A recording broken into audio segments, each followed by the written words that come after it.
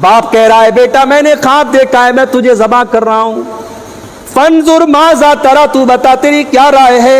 بیٹا جواب دیتا ہے قال یا ابت افعل ما تؤمر ستجدنی ان شاء اللہ من الصابرین۔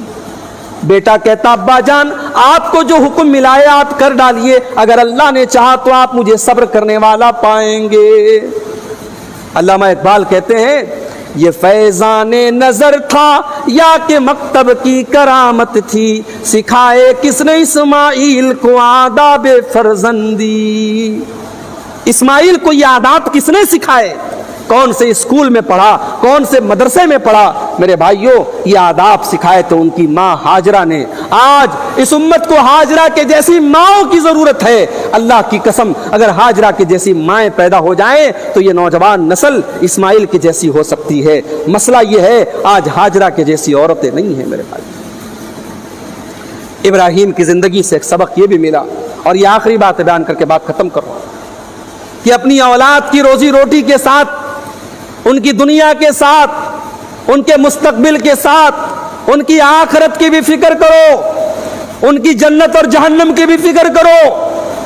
ابراہیم جب اپنی اولاد کے لیے دعا کرتے تو کیا کہتے ہیں؟ وَارْزُقْهُم مِّنَ الثَّمَرَاتِ، اے اللہ میری اولاد کو پھلوں کی روزی عطا فرما۔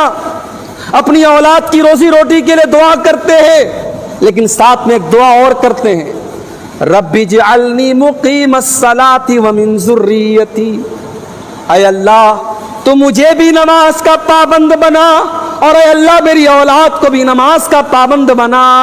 اے اللہ میں بھی نماز کی پابندی کروں، میرے بچے بھی نماز کی پابندی کریں۔ وہی ابراہیم یہ بھی دعا کرتے ہیں وَجُنُبْنِي وَبَنِيَّ أَن نَّعْبُدَ الْأَصْنَامَ، اے اللہ تو مجھے شرک سے بچانا، مجھے بت پرستی سے بچانا، اور اے اللہ میری اولاد کو بھی تو بت پرستی سے بچانا۔ اپنی اولاد کو بت پرستی سے بچانے کی دعا کرتے ہیں میرے بھائیوں۔ ابراہیم علیہ السلام کی زندگی سے ایک سبق یہ بھی ملتا ہے کہ اپنی اولاد کے عقیدے کی فکر کی جائے، ان کی توحید کی فکر کی جائے۔ یہ چند اہم اسباق تھے جو حضرت ابراہیم کی سیرت کی روشنی میں آپ کے سامنے بیان کیے گئے۔ آئیے ہم اللہ سے دعا کریں رب العالمین ہمیں سیرت ابراہیمی کو سمجھنے کی اور اس کے جو سبق آموز پہلو ہیں ان کو اپنانے کی توفیق عطا فرمائے۔ جو ہم میں سے اولاد والے ہیں اللہ ان کو اپنی اولاد کی صحیح تربیت کرنے کی توفیق عطا فرمائے۔ جو ہم میں سے کسی کی اولاد ہے اللہ ان کو اپنے ماں باپ کی خدمت کرنے کی اور اطاعت کرنے کی توفیق عطا فرمائے۔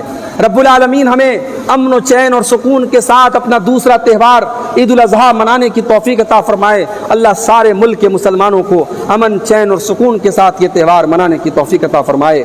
رب العالمین ہمیں قربانی کے مسائل کے سلسلے میں بھی سنت رسول کی اتباع کرنے کی توفیق عطا فرمائے۔ اللہ ہمارے کاروبار میں برکت عطا فرمائے، ہماری روزی روٹی میں برکت عطا فرمائے۔ جو بیمار ہیں اللہ ان کو شفائے کامل عاجل عطا فرمائے۔